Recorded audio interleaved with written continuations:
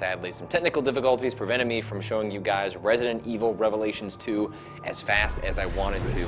I've had access to the game a little bit early because I reviewed it for Kotaku. I didn't file it as a proper review because, well, only the first episode is out, and it seems a little odd to judge the entirety of Revelations 2 by the fact that there is only one episode. A little bit different than Telltale games. The episodes are finished. They're done. I actually have access to all 4 of them. I have not played more than the first episode, and I'm also not allowed to...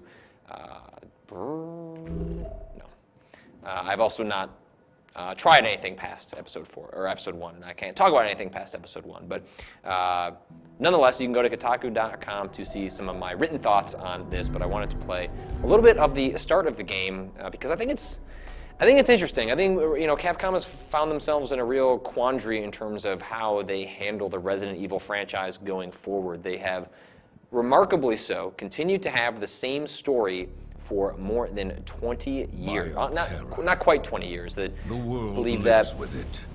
You live with it. I'm drinking a little bit of beer here. Viruses are The first game came out in re-engineered, 1998 or misused with 1996. tragic results. So that means we're looking at, And essentially whom are you almost supposed 20 to years trust? of continued narrative. I'm not Politicians going to who watch this whole section. We're going to skip past it. Needless to say, this sets up Claire Redfield, who is the sister of Chris Redfield from the original game, works for a company called TerraSafe. Essentially, in the Resident Evil universe, the bioterrorism threat has escalated as a result of the Umbrella Corporation, who created the original T-virus outbreak in Raccoon City and the Spencer Mansion from the original game. That has escalated into something actually called bioterrorism. And so TerraSafe is a company that goes into places that are affected by bioterrorism and tries to help the people there with medicine and military aid.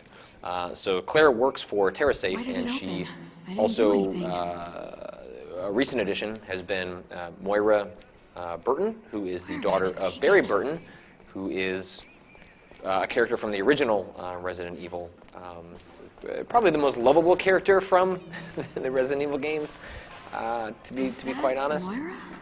He has the infamous, you're a Jill sandwich, and the master of unlocking lines. So this is Moira. She is also a new recruit for TerraSafe, although, well, we'll explain one of the weird parts about her character in just a second. Oh, Claire, I just want to go home. It's okay. We're gonna get out of here.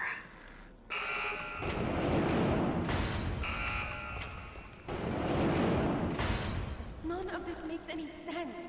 What did we do?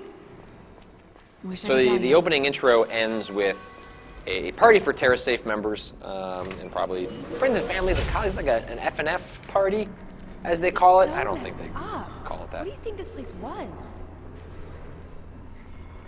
Nonetheless, a bunch of sort of mercenaries show up and then kidnap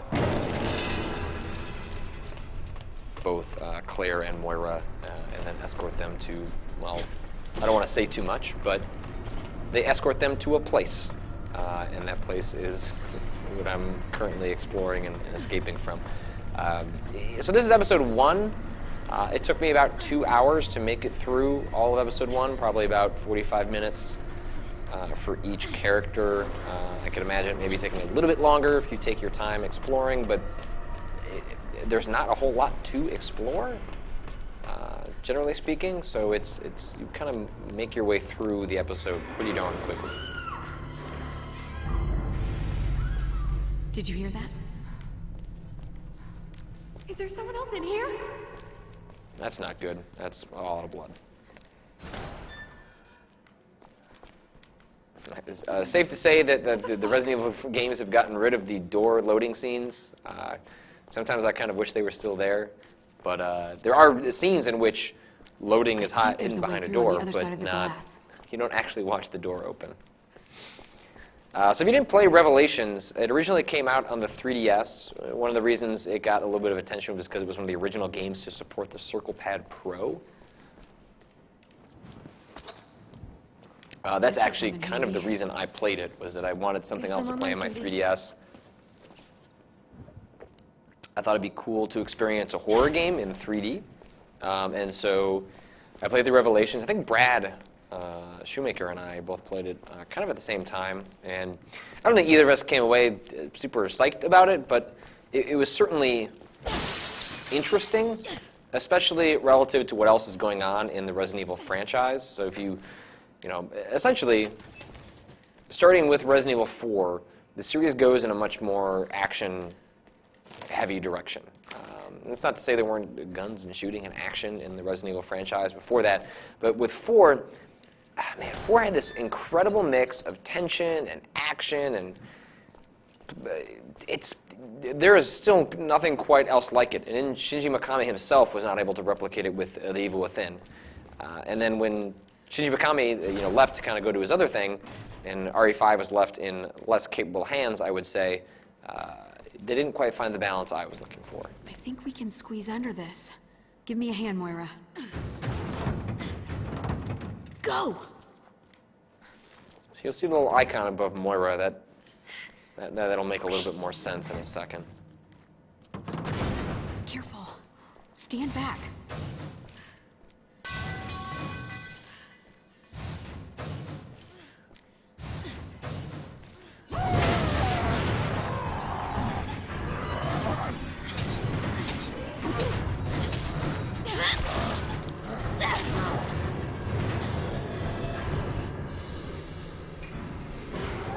I do like that the game starts with a knife attack, essentially.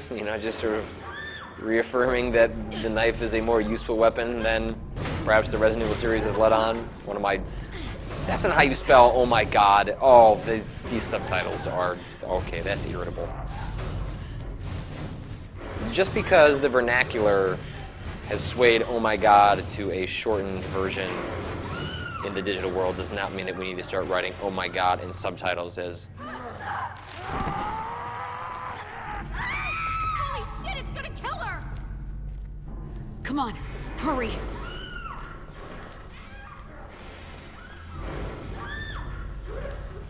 I love that the game has maintained green herbs as a thing. So I'm not going to be able to get to this in this little bit that we're looking at here, but when you get to the second half of the episode in which you play as Barry Burton, you find a green herb and a red herb, and then when you combine the two of them, rather than it creating a more potent herb, which is kind of how it worked in previous Resident Evil games, where a red herb is useless on its own and a green herb is just a sort of minor healing potion. So a red and green herb just turns into 3 green herbs. And the game just says, screw it. You actually just want 3 green herbs. You don't want one super powerful herb, which I just think, I thought that was pretty funny.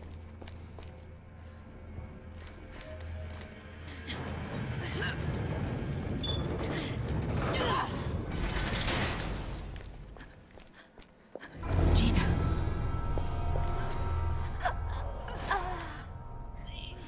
Little eyes. Oh, God. Did you know her? Yeah. She's with TerraSave. Why would anyone do this? TerraSave. I'm pretty sure that I said TerraSafe.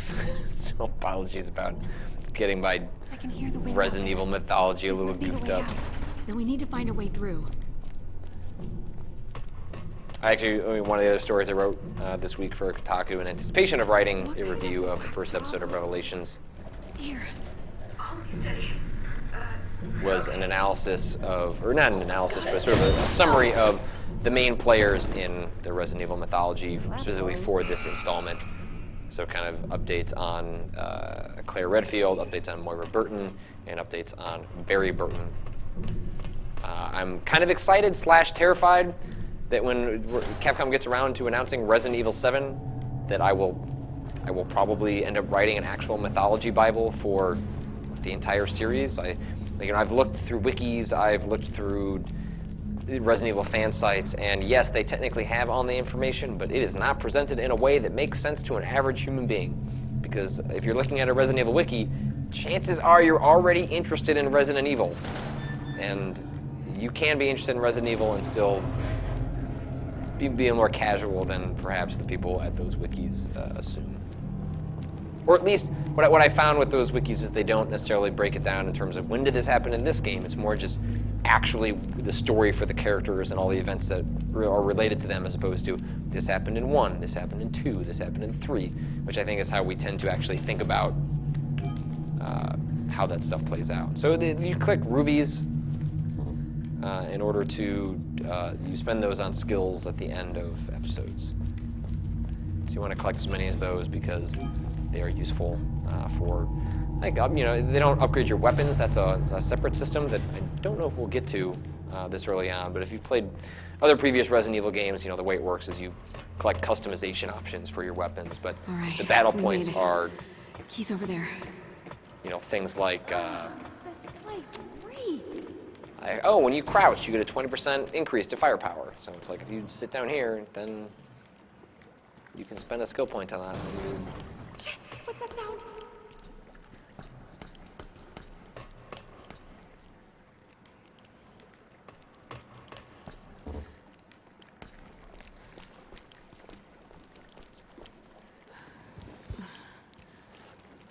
The key's gone.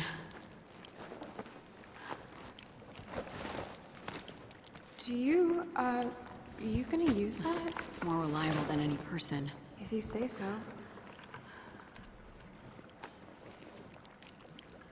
Alright, so key now I is got to access ship to a loose from the gun, body which is bag. nice. Having It access could to a be gun anywhere. probably helps when you have It's to too dark fight mutant see. freaks. Shine the light around. So actually what makes this game interesting, I don't think it really works in this part of the episode, but you can switch between two characters. There's also co-op. There is, I believe, online co-op and split screen. I don't have a second controller, but if I did, then I could switch that up. Claire, I see the key. But so this It's character, out of reach. well, I'll Let let me her try explain shooting it herself. I down. think she actually does it in some dialogue in a second.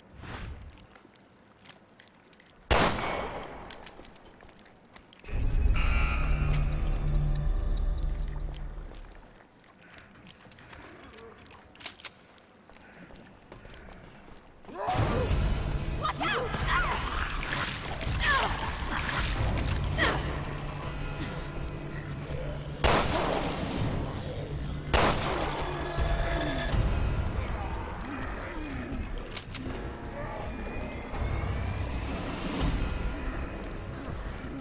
Forget about it, just run! Run, Barbara, run! Ooh, there are too many guys. Let's get out of here.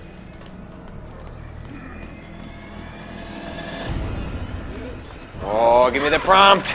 That's really frustrating.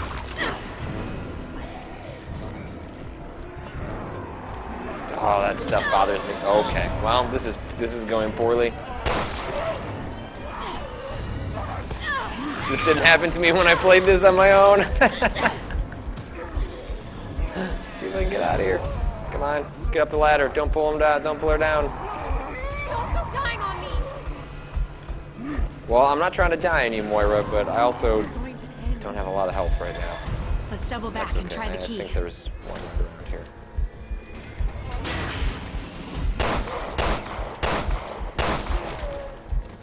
Going for the headshot. If I can make it around the corner, there's one in here.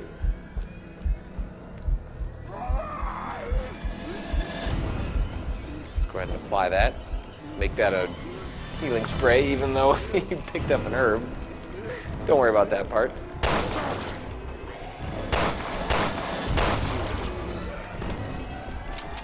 So you have, like, what is, this game appears to have a variation on the sort of insane asylum sort of creature. But these ones are smart enough to, they're not zombies. They can actually wield items. There are sort of zombie-like creatures that you do come across later. So sometimes you want to flash her, flash that around because she can spot items in the environments. It's probably actually tutorialized in a second.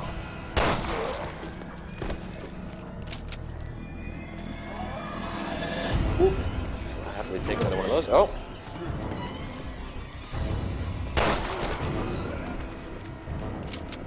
So you take out a lot of guys in this game. You know, one of the things that I pointed out in my review, or impressions, or however else you want to characterize it, is that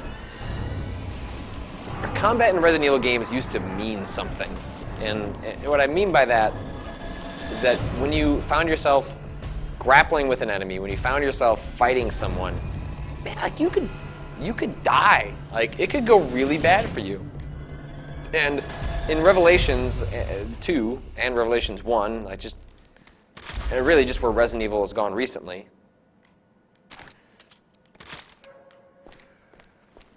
that's not something you ever have to worry about. Like, you can constantly... You need a gun too, Moira. Oh, here we go. No, I really, really don't. Sorry, I don't do firearms. Not after what happened. Shit, I'm sorry. I forgot. Maybe we can find you something else. I'm sorry, No, I I'll just just don't Be buy on flashlight duty or something. It's that fine. as an excuse. I realize that they're looking for creating character dynamics here, but... I think there's something shiny there, but I can't make it out. Let me hit it with a flashlight. Stupid. The idea that they're just like, hey, I don't want to say that this character didn't necessarily have something Nice. ultimately traumatizing happen to them that results in them being afraid of guns, but you are being chased around by crazed people who appear to be experimented on or on some hallucinogenic drugs, and whatever the case may be, they're interested in killing you, and you can't get over the fact that you had some sort of experience with a gun that makes you not want to hold one. I just don't buy it. And unfortunately, the second part of the episode in which Barry is partnered with, well, okay, I don't want to say too much, but Barry's partnered with another saw character. that, right? They find a better dynamic between the two, I saw in which something. there is a... Sorry, so this is something that I find frustrating. I'll get back to the very point in a second, but like, that item's right there. I can see it, it's doing its thing, but I have to switch to her, and I have to flash on it for anyone to be able to pick it up, which is patently ridiculous and is a forced way of introducing a dynamic element between the two characters that would be better served by either that not existing or there just being a more interesting differentiator.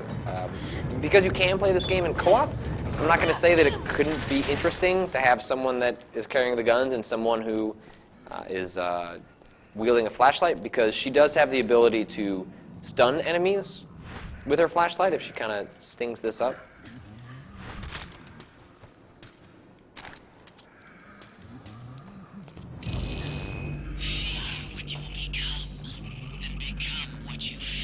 What? Who the fuck is quoting poetry? Are you afraid? You can tell me. Talk to me. What are you talking about?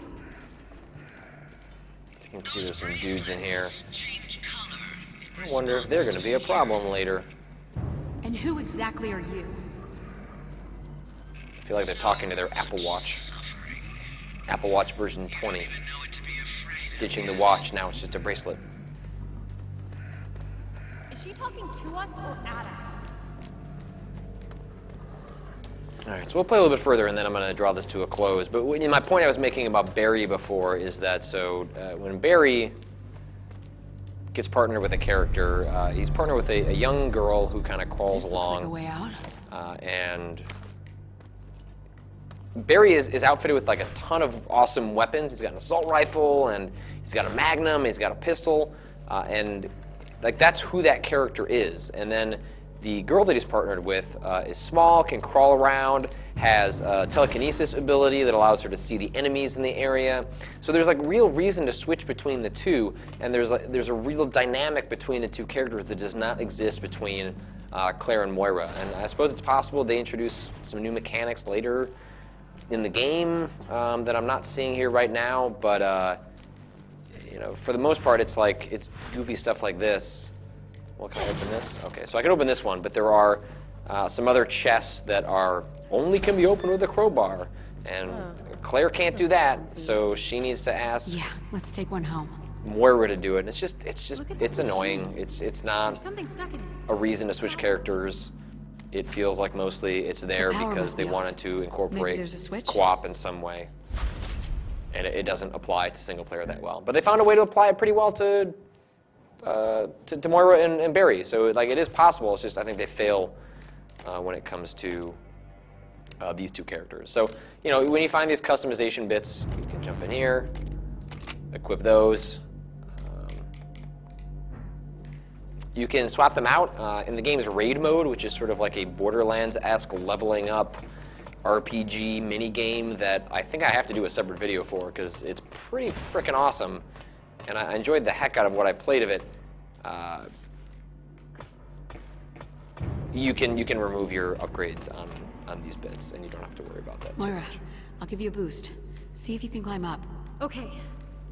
All right, so we'll get through this little section here, and then I'm gonna go ahead and call this. Given that it's a 2-hour game, I don't want to give away too much, especially if you're interested in playing it. I think I mentioned it at the top, but what's nice about what's happening with Revelations is that I can't do this alone. unlike, say, the Telltale games where you're just not sure when the next episode is going to come along, they've already finished all of these episodes, and so it means the next episode comes out in, I think, this way. 2 weeks. And even though I'm not super high on Revelations 2, I'm curious enough to see where the story is going, and the fact that it's an episodic game, and the fact that I thought Revelations was pretty okay, Once we're outside, we can that I'd find like to someone see help us. more of what they have going on with Revelations 2. And plus, if they're all only 2 hours long every 2 weeks, it's not a huge commitment.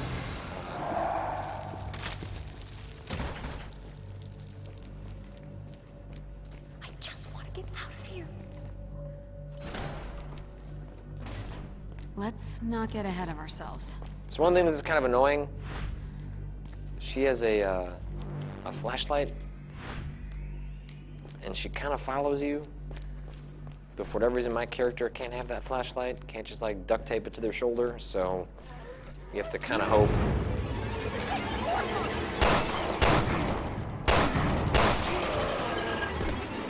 That Moira knows what to do with it. More often than not, she does not know what to do with it. And so you're mostly just annoyed that she's not putting the flashlight in the direction that you want.